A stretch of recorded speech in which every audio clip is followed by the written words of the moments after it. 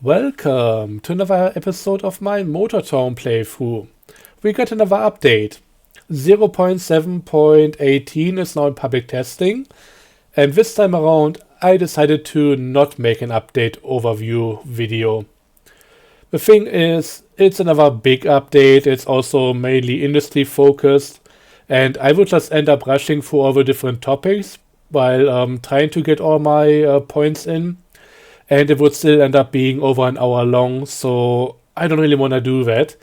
If you want a concise overview, I mean, my videos are never concise to begin with, so you're not really losing out on that end. But yeah, just wait until Motortown Hub has his video ready. Don't know when that will come out, might take a bit longer, but I mean, his videos are definitely worth the wait, so yeah, just gonna wait for that. I, however, will be going through all the different topics I want to talk about in multiple videos, focusing on a few things on each video and then go through it more in a gameplay style of things. And with there being a lot of new industry stuff, I mean, we got copper mines, we got a copper concentrator, got a copper smelter, a transformer factory, a tank factory, not for military tanks, but fuel tanks, that kind of thing, but they are gigantic fuel tanks, so don't underestimate that. But yeah, with that we get oversized deliveries, an escort system to accompany those deliveries, company taxi, including 5 more slots for the companies now, and even an import-export trade balance system with a few bonuses here and there. There is a lot of stuff to talk about regarding industries, and I'm not going to approach anything of that kind today because I would like to start by talking about the new advanced building grid for furniture.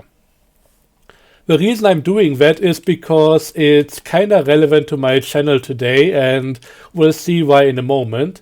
But yeah, before we get into that, if you want to check out the new vehicles that are in the update, just to make that real quick. We got a Jemusi flatbed, just large enough for planks. Works pretty well for that. But yeah, that's a new truck right here. We got finally a new trash truck. I'll be honest, I'm not the biggest fan of it. It's a really weird shape for me. I don't know. But it's larger than the old one, and it's finally an in-house model, so it's definitely pretty good on all the details here. But yeah, I might talk a bit more about that in its own episode. But yeah, this is my paint job for it, so yeah, this is what that looks like. Has a capacity of 15 compared to the Compact Tees 10. So it's also a bit larger, and of course, since it's an Atlas, this is heavy duty. So quite a bit more powerful. And yeah, we got a new trailer for oversized deliveries. This is the Goliath, coming in 3 different sizes, 4, 6 and 10. This is the 10 version. And that's the amount of axles on the trailer. There is a lot of stuff here.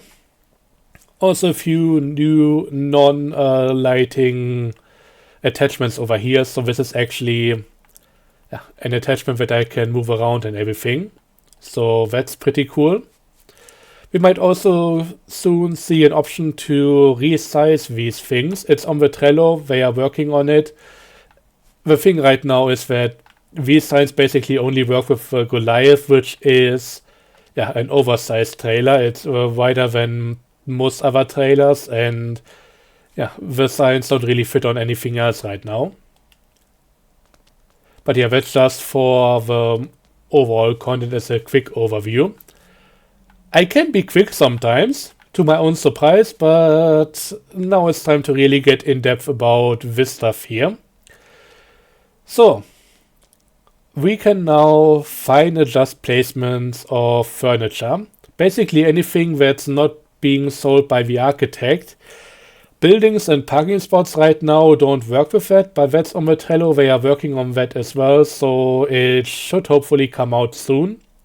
And the thing is, it allows us to place everything much more precisely. So especially when you try to put letters on these gantries, I mean, even trying to place the gantries themselves has been really unwieldy and more trial and error than anything else. But now that we can just place them and adjust them from there, this is really allowing for quite a few nice things. So I can now really put them on here exactly how I want. As long as it's touching something else, it should be good. Otherwise, yeah, this wouldn't be placeable right now. Pretty much the same as with vehicle attachments, and I mean, this is a fantastic system. I can also now rotate the stuff in a way that maybe makes it look like it's falling off a building or so. So yeah, really cool options here. I don't know what that's about. I might have to report that. But yeah, we can now do a lot of really neat things with all of this here. And it even made the gantry place and everything much easier. For some of the stuff, when I place the letters like this, I also try to install some lights lighting up the stuff at night. And since we can rotate them as well now, it's much easier to do that in a nice way. I got something like that built on a server. I don't know if that server is even live right now. It's usual testing server, so I might not be able to show that to you guys. Also, the cool thing is there's now a building grid for every single plot. So everything orients the way the plot is oriented in the world. Initially, it was all based on the world coordinates. That was a bit of a rough system, but as it is right now, this is really neat. We just need it for the buildings as well, so that we can properly orientate the buildings and then put everything on the right angle towards that and have it all in line. But yeah, gantries have been a pain in the past due to how big they are and you not being able to look around while trying to place them. But now I can do this how I want. But you can see that on the left here we see some of the vertical struts right here. On the right they are not that visible, and that is because the building itself is a bit crooked.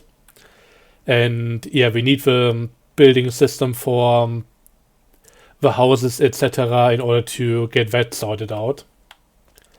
But yeah, should be really good once it comes out. And if you're wondering, I just feel like Gangster Us is best kept behind the bars, so yeah, that's why it looks like this. Might change it in the future, but haven't gone through with that yet.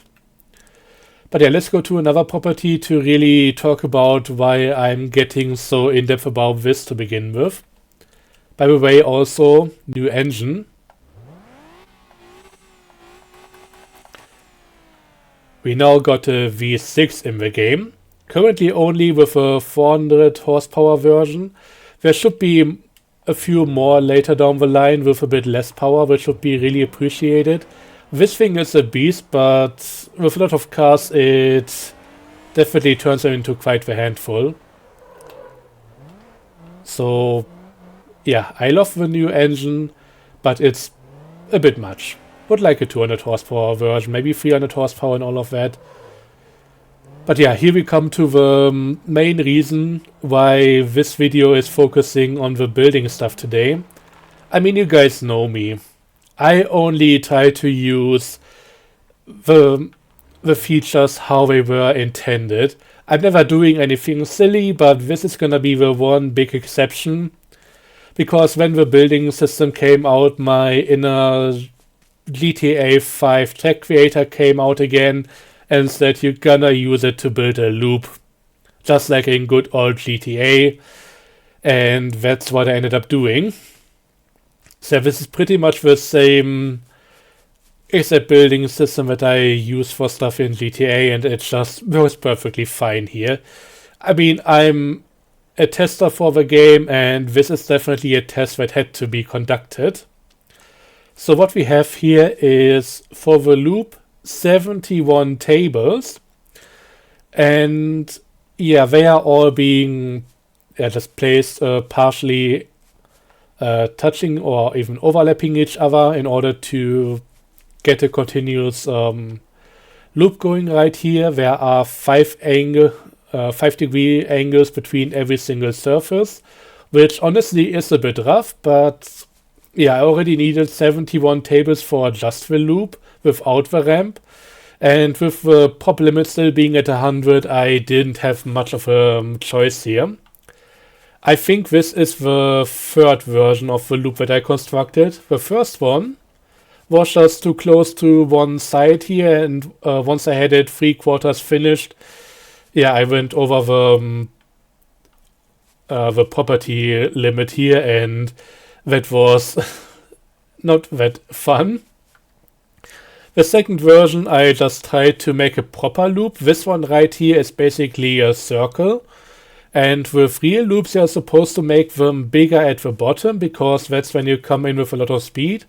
And as you lose speed going up the loop, you can make the radius smaller. And that means that basically it doesn't come down back at the same point, but the middle would be somewhere over here. And when it comes back down and touches ground, maybe somewhere right here. Turns out that this thing is already pretty tight for a lot of cars in the game. And if I made it any more tight, it would just end up scraping on the top. And that didn't really work out, so I took down most of it again and just moved it all over, built the third loop, and this is how we got here. So to be clear, in order to place on a table, you need to be somewhat close to it. So I couldn't just stand on the ground here and lift up the tables. That would have taken too long anyways. So I needed to help myself. So yeah, we got the rotator right here. And I've been using that to get a bit higher on the loop. But in the end, once we got to around the halfway point, I put a lot of tables behind it, behind the loop over here, and basically used that as a staircase. Climbed up that, and that's how I got to the top. And yeah, the way back down kind of worked out a bit differently, but it was much, much easier once the way up was established. So yeah, this is not insanity, this is not silliness, this is just what thorough testing looks like. And of course, I need to give you guys a bit of a demonstration. There might be better shots of how this all looks from another perspective in the next Motortown Hub video. But yeah, in order to do this properly, I need to go first person because that's a better camera. But yeah, you just do it like this, hit the ramp, and fly into somebody's front yard. The car sadly doesn't usually make it out unscathed, so that's a bit of a bummer. But hey, this thing, it's just fun. And in my world right here, it's kind of like a big landmark right now. So yeah, also the reason why this thing is placed where it is right here. I needed a property that has a road facing into it for the run-up. The other one that I found that has that is this one right here. And I was actually considering using it because then we would just be jumping into the ocean. Not really environmentally friendly, but a bit of a better landing than demolishing somebody's dog shed right there. But yeah, I already got the Gangster Ass Depot right there, and it's the only location here in Gangyang that has a 50x50 spot. So yeah, didn't really want to sacrifice that. Speaking of properties, there are now a few more plots available on OG. Might as well show that to you guys right now. So we got one over here, just off to the side of the new coastal road, going towards the lakes right here. Really beautiful spot. Might make this into maybe more of like a house to live in with some really nice scenery around it. Over here we got something interesting. That's two 50x50 spots right next to each other. There are a few meters in between them, so I cannot make like a giant loop that goes from one to the other. There would be a jump in between, but I mean, maybe I'll do something with it. I'm not entirely sure yet. I'll likely keep them empty until I have a good idea for it. But yeah, it's basically similar to this setup over here, just with plots being a bit closer together. The next property is over here on the new road. This is also a really nice new coastal road around here. Finally giving us a full loop around OG Island without going off-road. And yeah, I already have a track that does that. But yeah, another 50 by 50 spot right here. Don't know if that's really strategically useful, but I like having a few cool options. Ara has also finally gotten its own plot for people to live in, and it's right here on a little dirt road right next to the hospital. Of course, I already placed down a depot over here. Been hoping for an Ara depot for quite a while, so yeah, that's really nice. The steel mill has been expanded by the copper refinery, so that one just smelts down the copper into coils. The coils are on pallets, and you won't have to use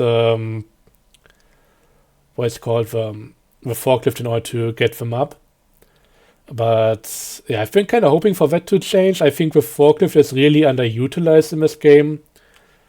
But yeah, we might take a look at that later. Another plot over here, 20 by 20, so not large enough for a depot. Might just be a nice little cliffside house. And I think the last one is this one over here. Also kind of interesting, 50 by 50 with a loop here, so this can be used as a depot for both directions without problems. But yeah, I haven't really looked too much into that. There are a few cool options now, but we'll have to explore them at some point down the line. I think with most of them I might just leave them. Maybe I'll just put down a parking lot on them to spawn there. But yeah, I don't really care too much about all of them right now. There are cool options, especially for servers where people are fighting over this stuff. But for a single player, I might just wait for more useful buildings to come out in order to get all of that going. Speaking of useful buildings, the depots now also are required in order to do the company taxi stuff. Basically, when you assign a taxi to your company, you need to also assign it to a depot. Might as well show it over here. And that comes with a bit of a range limit. And you can also expand that by making the stuff take a bit more money. Let me see. I think right now Gangster Arcade has been expanded. Because if we take any of the plots from this area, we can actually cover the entirety of Lijo Island. And to be clear, the taxis don't go to the depot for repairs, but they can only pick up taxi passengers within the circle. The fare might have a destination outside the circle, and that's alright. But when somebody is getting transported over here, the taxi then needs to first go back into the circle of its assigned depot before it will pick up another passenger. I've initially thought that maybe this area right here would be nice. It actually covers the Lijo and Gangyang depot, which is really, Lijo and Gangyang city, which is really useful. At least when I expand this a little bit. There are 3 stages of that you can see right here. And it increases the running cost by a little bit. But yeah, once I expand it, we would be getting both of these major destinations. And that's kind of cool, but this also covers a bit of ocean. So going for the Gangyang depot is actually a bit better. but I also got a tip that if I built another depot over here on this board, I would really get the best bang for my buck here. I mean, this one is already covering a good part of OG, including Geppa and the entirety of Lijo Island. But maybe going a bit further south would be even better. I mean, the Bayang Depot, and I think this is now at full size, kind of does it as well, but doesn't cover Hallam and Xinjiang, even though these are really not major destinations. But yeah, from what I heard, this might be the perfect depot here, so I'll have to build something over here in a bit. Also, just buy the whole plot. Haven't gotten that yet because up until this point there really wasn't much of a need for that. But yeah, this is some cool stuff. I've never been the biggest fan of the whole taxi company idea here, but I like how they did this. My biggest fear about this has always been that it's just gonna be a moneymaker and all you need to do is assign the taxi to your company and they will just do everything automatically. It being limited to a depot at least, yeah, gives some consideration on what you want to do with the whole thing. So that's all just really neat. But yeah, another few things that have been added. I mean, we need to talk about the water in a bit. I need to remember that, because that's finally been updated and it looks so much better. But we got a few more decals here. Won't be able to place anything on the whole thing here, but we got a few more nice little things, another set of numbers, and quite a few more area names and all of that. So has opened up a few options for stuff. If you want to make a bus line around Lijo, you can also put it on the bus, just like that. So yeah, this is really nice. I think there are a few really good options here. Just gonna have to figure out a few things about it. I mean, some of them might not see that much use, but if you have use for something really specific, these will be very helpful. And there's also now a new system that lets us import and export decals, and it's a subtle change.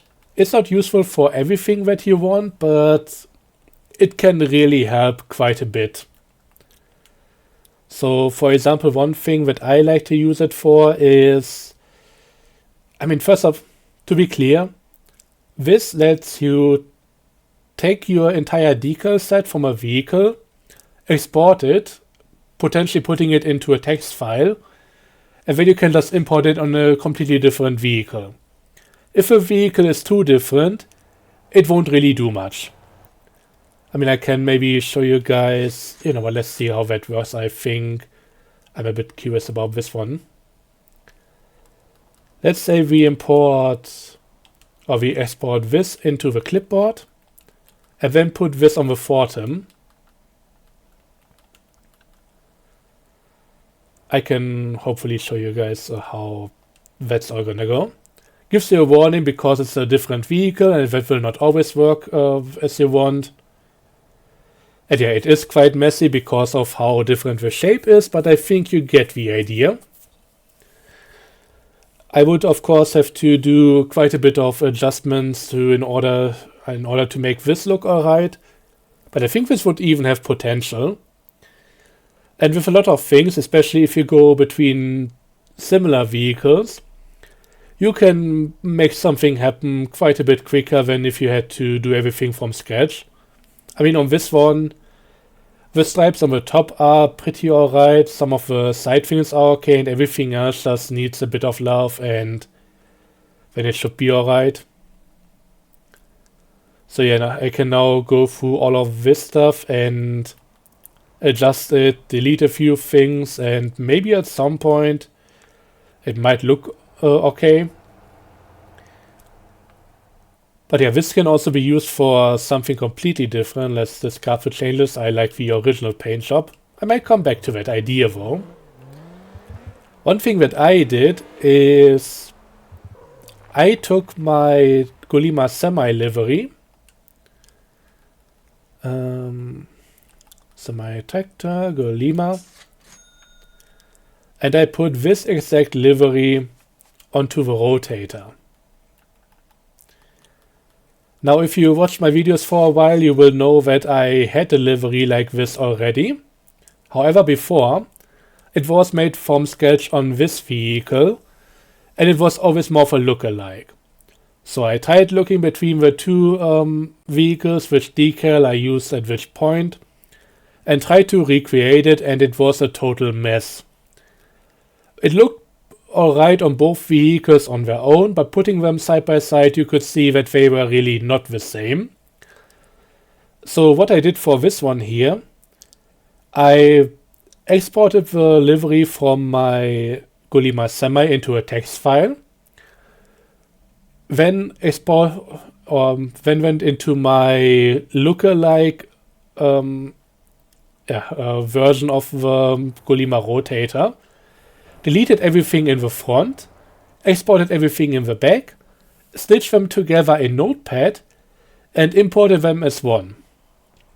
Still needed a few adjustments. I think I still need to do a few more adjustments here and there. I mean, if we look at the back over here, this part should be fully red. This is one of the front decals bleeding over into this area. So that needs a bit of cleanup still. But it immediately looked a lot more like the Semi than ever before. So it's not a perfect tool due to how the game works and everything, but my god, am I happy to have this. So yeah, what can I say? This is really, really nice. But yeah, so much about all of these things. There's also more stuff for the character creator. We now got beards and glasses, 2 of each. Decided to go with another character because honestly, adding a beard to the other guy that I had before made him kind of look like he was about to stab somebody. I know, stereotypes, whatever, but this dude looks a bit more like Party, and I think that's a bit more appropriate here. So yeah, I think these are the biggest things that I can show you guys right now. I mean, while I won't be getting into the industry stuff, we can at least have a quick first look around here. So this is the copper concentrator with 3 mines around it. And we got another 4th mine over here. The difference is the ones close to the concentrator, they don't produce much on their own. You need to deliver some resources here. While this one is much quicker to produce on its own without any help, but you will then have to deal with a trip to the concentrator. From the concentrator you go down to the steel mill and then deliver stuff over here. And that goes to the transformer factory and yeah, on and on. I don't know how much of the supply chain I want to show you guys. I honestly am really enjoying the off-road stuff. It's quite a challenge and that makes it a bit more interesting to me. But the other things, like the oversized deliveries, they are kinda cool, but they aren't really for me. Because they feel very similar to everything else that you do on the road with heavy trucking. But yeah, the different mining areas are around the concentrator, and then there's of course also the faraway one.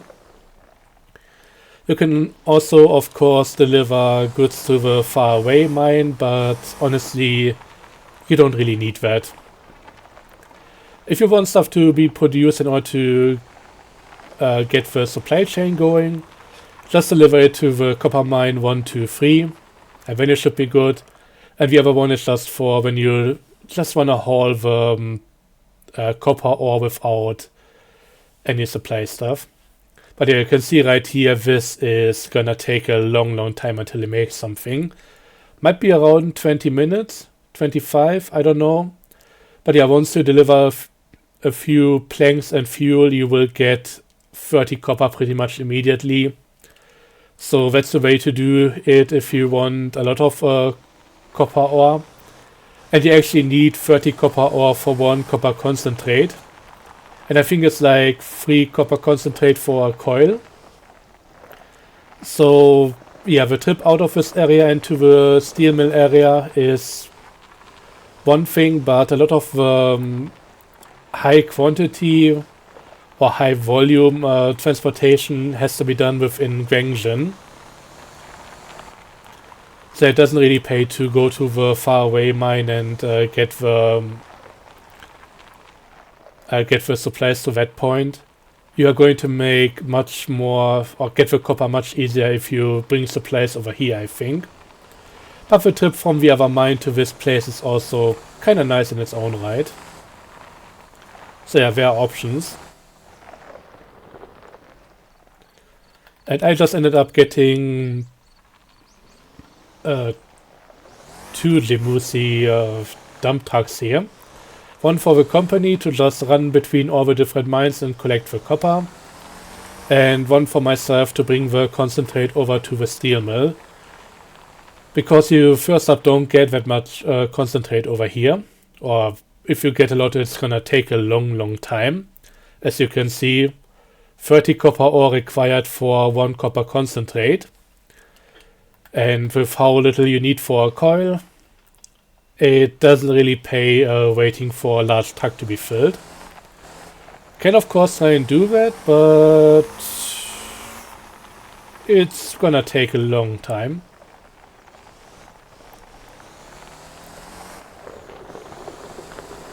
Should have maybe repaired the car after the jump. But yeah, this is the last of the 3 mines around here. But yeah, nice little area. Also, this is the first area that gets a bit of development that used to have this runway looking shape. So yeah, as I think I said before, don't expect these to actually be airports, just because the construction site may look like it for a bit. But yeah, this has been turned into something completely different, and we still don't know what's going to happen to this one over here, and this one might be anything. We'll just have to see about it. So to get to the other area here, I mean, this is just really expansion to the steel mill area. That's pretty much the same as what we had before. Just a few more buildings in addition to what was there up until this point.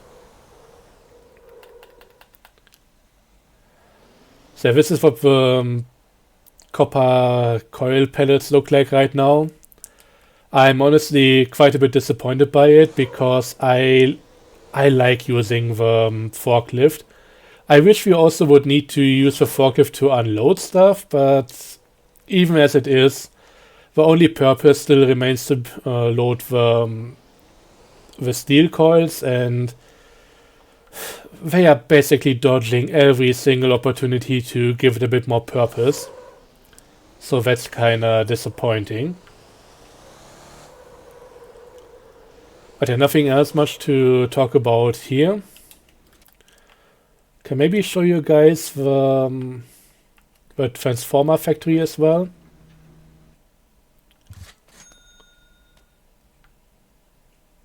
Wait until the frames are back.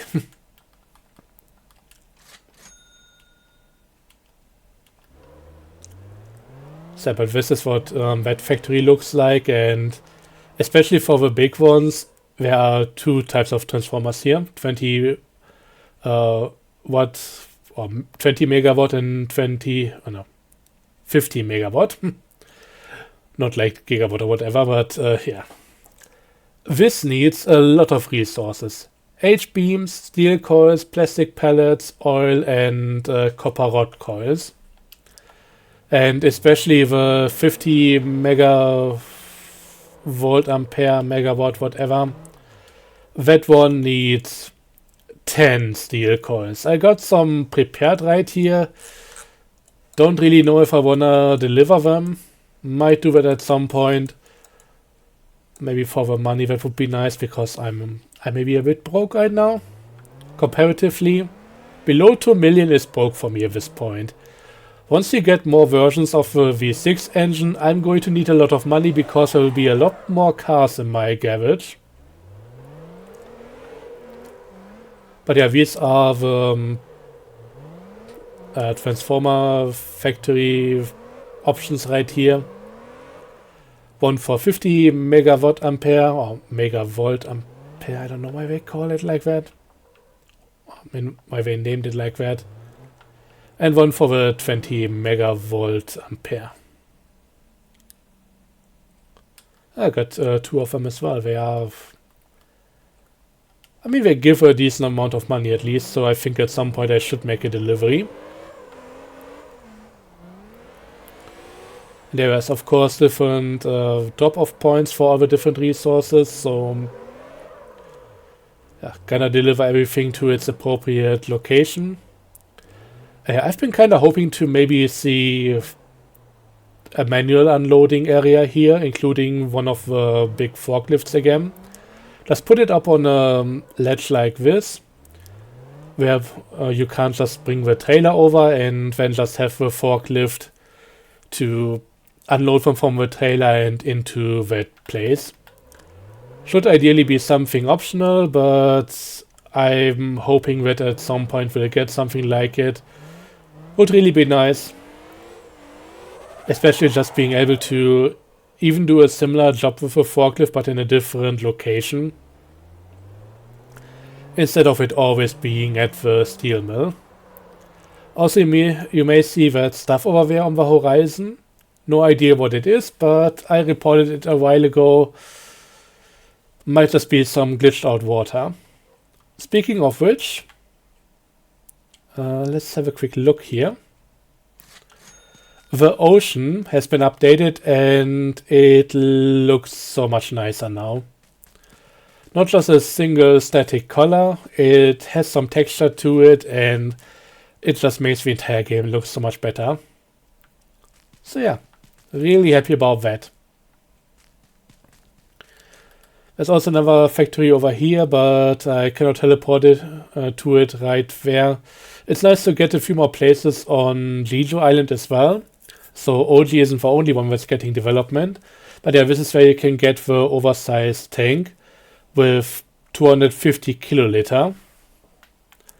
So yeah, that's another industry. They are ridiculously large. But yeah, we might take a look at it at another point. For now, this is gonna be it from me. Thanks for watching. I hope you enjoyed, and see you guys next time, likely for some deliveries towards the copper mines or so. I don't know which parts of the industry chain I want to do. Maybe not the final delivery, but doing some of the prep work is actually really fun in my opinion. So yeah, we'll do that at some point and also get into some other things here and there. But yeah, this entire update, it's still in public testing. There are still things that are getting worked on. I'm especially hoping for the plot grid thing for the buildings and also more V6 engine versions. But yeah, there's a lot of other stuff coming as well, so I'll keep an eye out. I'll keep you guys informed and we'll see where the journey goes. Anyways, this has been it from me. Thanks for watching. I hope you enjoyed. Until next time, as always, have a good one and bye bye.